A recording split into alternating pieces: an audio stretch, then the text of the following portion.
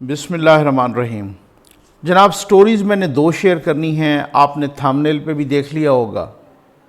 یہ جہانگیر ترین صاحب کے جو گروپ بنا، جہانگیر ترین گروپ،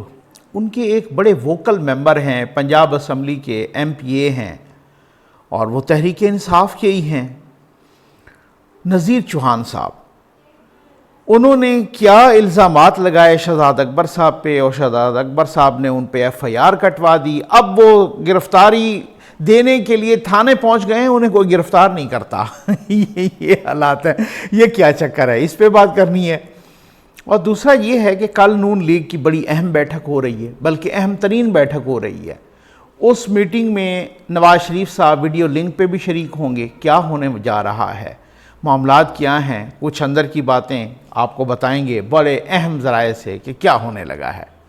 پہلے آ جائیں جناب یہ شہزاد اکبر صاحب والی اور نذیر چوہان صاحب والی سٹوری پہ۔ میں نے آپ کو بتایا جیسے کہ نذیر چوہان صاحب جہانگیر ترین گروپ کے، اب یہ تو مسئلہ یہ نا کہ اب یہاں گروپ بھی بڑے بن گئے ہیں نا۔ اچھا گروپ بن رہے ہیں اور ساتھ PTI والے یہ بیان دے رہے ہیں کہ وہ گروپ ہمارے ساتھ ہے، تو پھر وہ گروپ بنا کیوں ہے؟ مطلب وہ جہانگیر ترین گروپ اس کا نام ہے، پارلیمانی لیڈران مقرر ہو گئے ہیں، اسی طرح سے KP میں بھی الگ ایک گروپ تیار ہے، ایک اور گروپ ادھر جو ہے نا وہ غضنفر عباس چھینا کی سربراہی میں ایک اور بھی 20-22 بندے پنجاب میں سامنے آ گئے ہیں، اور وہ کہتے ہیں وہ بھی ہمارے ساتھ ہیں۔ ٹھیک ہے بھائی، آپ کے اگر ساتھ ہیں تو وہ بنا کیوں ہے؟ وہ الگ عشائیے کیوں کر رہے ہیں؟ الگ سے کیوں اس طریقے سے بیٹھے ہیں؟ اچھا خیر، نذیر چوہان صاحب جہانگیر ترین گروپ کے ایک ممبر ہیں، MPA ہیں پنجاب اسمبلی کے، اور جناب انہوں نے الزام لگایا، آپ کہہ سکتے ہیں، یا انکشاف کیا یا جو بھی ہے، مجھے نہیں معلوم، ایک TV انٹرویو میں کہ شہزاد اکبر کے قادیانی ہیں۔ ٹھیک، اچھا انہوں نے وہ اپنی پارٹی کے، ظاہر ہے ان کی اپنی پارٹی کے ہیں، اور پارٹی کے ہیں یا حکومت میں ہیں یا جس طریقے سے، کیونکہ بہت سارے پیراشوٹرز بھی ہیں نا، میں معذرت کے ساتھ کہوں گا، جیسے شہباز گل صاحب، جیسے شہزاد اکبر صاحب، اب وہ تو منتیں مان رہے ہیں بھئی یہ اقتدار کہیں 50 سال کا ہو جائے، کیونکہ ان کو تو پتہ ہے ہم نے پھر بھاگ جانا ہے، اپنا وہ والی بات نہیں تو پھر لٹو اور پھٹو، یہ وہ والی بات، تو ہم نے تو بھاگ جانے، تو پیراشوٹر ہیں بہت سارے، تو ان میں بہت سارے اس ٹائپ کے لوگ ہیں۔ تو انہوں نے کہا ہے جناب میں نہیں کہہ رہا، کہیں ایسا نہ ہو پھر فتوے لگانے والے PTI میں بہت زیادہ ہیں۔ بھائی آپ کے اپنے MPA کہہ رہے ہیں، نذیر چوہان صاحب، انہوں نے TV ٹاک شو میں کہا ہے، ایک TV پروگرام میں کہا ہے کہ شہزاد اکبر قادیانی ہیں، اور شہزاد اکبر صاحب نے جا کے ان پر FIR کٹوا دی اور کو 4-5 دفعے لگا دیے کہ اس وجہ سے میری زندگی کو خطرہ لاحق ہو گیا ہے، اس وجہ سے FIR۔ اب ان پہ FIR کٹ گئی۔ نذیر چوہان جناب آج تھانے پہنچ گئے تھوڑی دیر پہلے لاہور میں، انہوں نے SHO سے کہا کہ مجھے گرفتار کرو، اور میں ضمانت قبل از گرفتاری بھی نہیں کراؤں گا، انہوں نے کل کہا تھا، اور انہوں نے کہا کہ آج ہی مجھے گرفتار کرو۔ اب وہ SHO صاحب گرفتار نہیں کر رہے، وہ کہہ رہے ہیں نہیں جی وہ اسپیکر کی اجازت کے بغیر نہیں کر سکتے ایسے۔ آپ نے بہت سارے کام ایسے اس حکومت نے اسپیکرز کی اجازت کے ساتھ کیے تھے۔ آپ نے شہباز شریف کو ایک مقدمے میں بلایا اور دوسرے میں گرفتار کر لیا، ٹھیک ہے نا؟ آپ ایک میں بلاتے ہیں اور دوسرے میں گرفتار، آپ صرف انکوائری ہو رہی ہوتی ہے، انکوائری انویسٹیگیشن کی حد تک، یعنی چلان بھی نہیں ہوتا، اس کے خلاف آخری مراحل میں بھی کیس نہیں ہوتا، انکوائری اور انویسٹیگیشن، پہلی پیشی پہ کسی کو بلایا گرفتار کر لیا۔ آپ نے میر شکیل الرحمان صاحب کو جو گرفتار کیا تھا وہ کس سٹیج پہ کیا تھا، کس بے بنیاد قسم کے الزام پہ کیا تھا، ٹھیک ہے نا؟ وہی الزام تو وہ تو پھر نواز شریف صاحب نے پلاٹ تو عمران خان صاحب کو بھی دیے تھے، اور خان صاحب کے خط موجود ہیں کہ جی مجھے پلاٹ ایک نہیں دو دیے جائیں، ٹھیک ہے؟ وہ جیسے نہیں ہوتا buy one get one free, ٹھیک ہے نا؟ یہ ہے کہ بائی ون بھی نہیں، کہ وہ کہتے ہیں مجھے 2 دیں، مفت میں دیں اور 2 دیں، ایک میں نے پلاٹ ایک پہ گھر بنانا ہے، دوسرے کو بیچ کے بنانا ہے، ٹھیک ہے نا؟ تو اب آپ اندازہ کیجئے کہ وہی وہ صورتحال، کیا آپ نے میر شکیل الرحمان صاحب کو جب گرفتار کیا تھا تو اس وقت آپ نے ان بے بنیاد الزامات پہ، وہی تو پلاٹ عمران خان صاحب کو بھی ملے تھے اسی، تو وہ الزامات کدھر گئے آج؟ آپ نے شہباز شریف صاحب کو کس سٹیج پہ، آپ تو لوگوں کو ایک مقدمے میں بلاتے رہے اور دوسرے میں گرفتار کرتے رہے، دوسرے میں بلاتے رہے اور تیسرے میں گرفتار کرتے رہے. آپ نے اسی طریقے سے مریم نواز صاحبہ کو جب آپ نے گرفتار، شہباز شریف صاحب تو پارلیمنٹیرین بھی ہیں نا، آپ نے اسپیکر سے اجازت لی تھی، آپ نے ان کے متعدد پارلیمنٹیرینز کو، ان کے پیپلز پارٹی کے تمام پارلیمنٹیرینز کو گرفتار کرتے رہے اور اسپیکر کو بعد میں آپ خط لکھتے رہے. کتنی دفعہ آپ نے اسپیکر سے اجازت لی، کتنی دفعہ آپ نے لی تھی؟ آپ سندھ اسمبلی کے ارکان کو وہ کرتے رہو، کتنی دفعہ آپ نے ان سے اجازت لی؟ اور وہ جناب نذیر چوہان صاحب کہہ رہے ہیں کہ میں اپنے الزامات جو میں نے لگائے ہیں ان کو ثابت کرنے کے لیے تیار ہوں. تو بٹھائیں ان کو، کہیں کہ آپ ثابت کرو. بھائی میں نہیں کہہ رہا، آپ کے اپنے لوگ کہہ رہے ہیں، ٹھیک ہے نا. اگر وہ غلط ہیں تو ان کو سزا ملنی چاہیے، اور اگر وہ ٹھیک ہیں تو پھر کچھ سوچنے پہ مجبور ہوں گے، ٹھیک ہے نا. اور اگر اس طریقے سے یہ انہوں نے کہا کہ میں تو پرائم منسٹر کو ملوں گا، ان کو میں ثبوت دوں گا، میں اس پر آج بھی انہوں نے تھانے سے باہر جب گفتگو کی نذیر چوہان صاحب نے، تو انہوں نے کہا جو میں نے شہزاد اکبر کے بارے میں کہا ہے اس پر میں قائم ہوں. یہ میں سمجھتا ہوں پہلی حکومت ہوگی تاریخ کی کہ جہاں کہیں کبھی چوہان صاحب، یعنی وہ فیاض الحسن چوہان صاحب اور کبھی فواد چودھری صاحب وہ آپس میں ٹکرا جاتے ہیں، کبھی یاسمین راشد صاحبہ اور باقی لوگ ان کے ساتھ ٹکرا جاتے ہیں کسی معاملے پر، کبھی جناب اسد عمر صاحب، شاہ محمود قریشی صاحب اور جہانگیر ترین صاحب یہ ٹکرا جاتے. میں متعدد، اب کیا یہاں پہ اتنی مثالیں دوں، میں نے آگے بھی بڑھنا ہے. کبھی ایک پر ایف آئی آر کٹوا رہا ہے، یہ ایک دوسرے پر ایف آئی آرز بھی کٹوا رہے ہیں، ایک دوسرے کے ساتھ ٹکرا بھی، اختلافات ہوتے ہیں. کیبنٹ کے اندر بھی کبھی ووڈا صاحب اور اسد عمر صاحب اور قریشی صاحب آپس میں ٹکرا جاتے ہیں.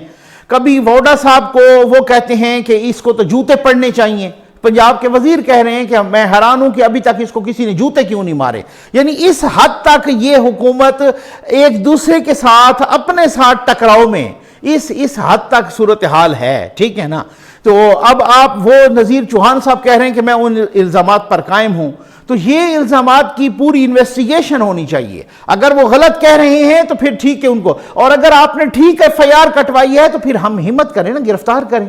اب مسئلہ یہ ہے کہ ان پہ دفعے لگ گئے ہیں، ان کو گرفتار نہیں کر رہے، کریں گے بھی نہیں ان کو گرفتار، ٹھیک ہے نا. ووڈا صاحب آپ جو فرما رہے تھے کہ پورا جہانگیر ترین گروپ ایک ایس ایچ او کی مار ہے، تو اب تو ایس ایچ او کے پاس وہ چل کے گیا ہے، آپ ان کو گرفتار کیوں نہیں کر رہے؟ آپ ذرا ہمت کریں، اسی ایس ایچ او کے فون کریں کہ ان پر تو اس طرح کے دفعات لگے ہیں بڑے خطرناک قسم کے، ان کو گرفتار کریں. بھائی یہ ہوتا ہے، یہ خان صاحب اب پتہ چلا کہ مافیا کیا ہوتا ہے.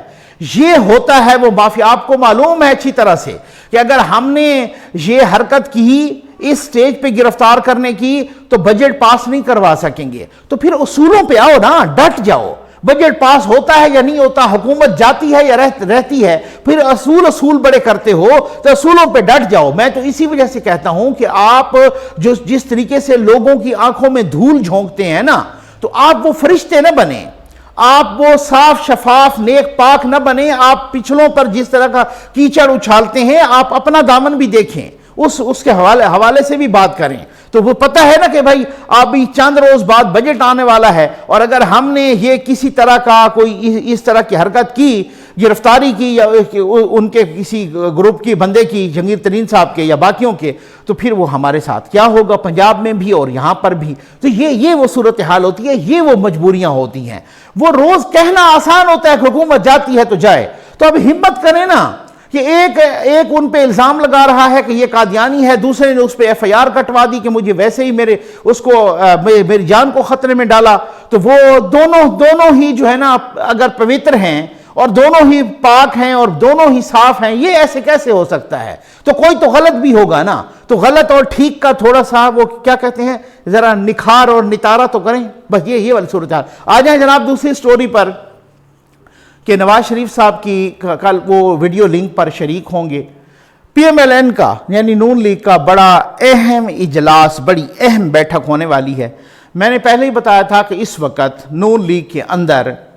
دو قسم کے گروپس ہیں. آپ ان کو اینٹاگونسٹک گروپس کہہ لیں، آپ ان کو ڈفرنس آف اوپینین کہہ لیں. وہ کہتے ہیں جی یہی وہ ٹائم ہے،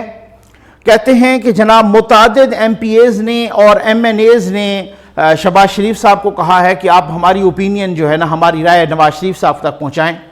अगले इलेक्शन के बाद हम अपोजिशन में नहीं बैठना चाहते, हम अगले इलेक्शन के बाद पावर में बैठना चाहते हैं, और अगर ये इस्टेब्लिशमेंट के साथ, अगर ये कंट्रोल टावर के साथ इस तरह से टकराव की पॉलिसी रही तो मामलात ख़राब हो जाएंगे। और कुछ ज़राए ये भी कह रहे हैं कि शहबाज शरीफ साहब ने ये डायलॉग भी कंट्रोल टावर के साथ जो शुरू किया, ये मियाँ साहब की अप्रूवल के साथ किया है।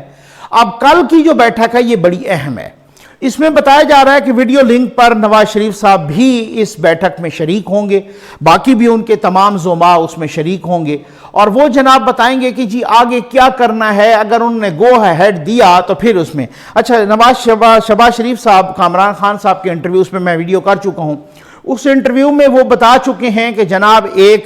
रिकन्सिलिएशन होनी चाहिए जितने भी स्टेक होल्डर्स हैं उनके, लेकिन साथ उन्होंने नवाज शरीफ साहब के मुतालबात भी बहुत ही मासूमाना अंदाज में दोहरा दिए कि जी अगर आप ऐसा करें कि हर इदारा अपनी कॉन्स्टिट्यूशनल लिमिट्स में रहे, अपने हर इदारा अगर अपने आइनी हदूद में रहे, अदलिया आज़ाद हो, फ्री एंड फेयर साफ शफाफ इलेक्शंस हों, ये अगर इस तरह से हो तो फिर मियाँ साहब को मैं मना लूँगा, चाहे मुझे मियाँ साहब के कदम भी पकड़ने पड़े। उन्होंने कहा अगर मैं अपने बड़े भाई के पाँव भी पकड़ने पड़े, पाँव पे हाथ भी लगाना पड़ा, तब भी मैं ये करूँगा, लेकिन मैं मियाँ साहब को मना लूँगा। अब असल में मामला क्या है? मामला ये है कि ये तो पता चल गया नून लीग को कि जितना देर उस्मान बुज़दार साहब रहेंगे हमारी बल्ले बल्ले, हमारी जो है ना वो बुज़दार साहब जिस तरह से रह रहे हैं, जिस तरह से आगे चल रहे हैं, जिस तरह से मईशत चल रही है, जिस तरह से गवर्नेंस चल रही है, हर आते दिन के साथ नून लीग कह रही है कि ये बदनाम हो रहे हैं, और जब ये बदनाम हो रहे हैं तो फिर ज़ाहिर है हम फिर नेक नाम हो रहे हैं, हमें फिर पॉलिटिकली फ़ायदा हो रहा है, हमें सियासी तौर पर फ़ायदा हो रहा है। अब तो वैसे भी एक आध डेढ़ साल के बाद इलेक्शन, अगर उससे पहले नहीं होते तो, अब उसके बाद जो है ना वो एक सिक्योरिटी ये चाह रहे हैं कि फ्री एंड फेयर इलेक्शन हो, कोई मुदाखलत ना करे, हर बंदा अपनी आइनी हदूद में रहे, हर इदारा अपनी आइनी हदूद में रहे। इसी तरीके से जनाब हर जो है ना वो क्या कहते हैं अदलिया आज़ाद हो, फ्री एंड फेयर साफ शफाफ ट्रांसपेरेंट इलेक्शंस हों, आरटीएस को बिठा न दिया जाए, और ये जो मशीनों वाला चक्कर है, इलेक्ट्रॉनिक वोटिंग मशीनों, इस किस्म के ड्रामे ये ना किए जाएं, बहुत साफ शफाफ इलेक्शन हो। एक तो ये है, लेकिन साथ जिस डिमांड पे मामला अड़ा है, जिस डिमांड पर मामला अटका है, वो बेसिकली कोई डिमांड नहीं है, वो एक उसूली मौक़िफ़ है। नवाज शरीफ साहब ये कहते हैं कि अगर मरियम नवाज साहबा को अवाम इलेक्ट करते हैं, अवाम चुनते हैं, उनको वोट देते हैं, तो फिर उन पर मरियम नवाज साहबा देखिए, उन पर एक एवन फील्ड केस जिसकी वो बखिए उधेड़े थे, हमें याद है चीफ जस्टिस अतर मिनल्ला साहब ने, इस्लामाबाद हाई कोर्ट के चीफ जस्टिस अतर मिनल्ला साहब ने वो बखिए उधेड़े थे उस केस के। वो इतना कमज़ोर केस है कि वो सज़ा उनकी ऑलरेडी सस्पेंडेड है, और वो केस वो यूं करके उड़ जाएगा जो बादियों नज़र में लग रहा है। लेकिन वो कह रहे हैं कि नवाज शरीफ साहब के जी आप मरियम नवाज साहबा के रास्ते में आड़े ना आएं। अब कामरान खान साहब समेत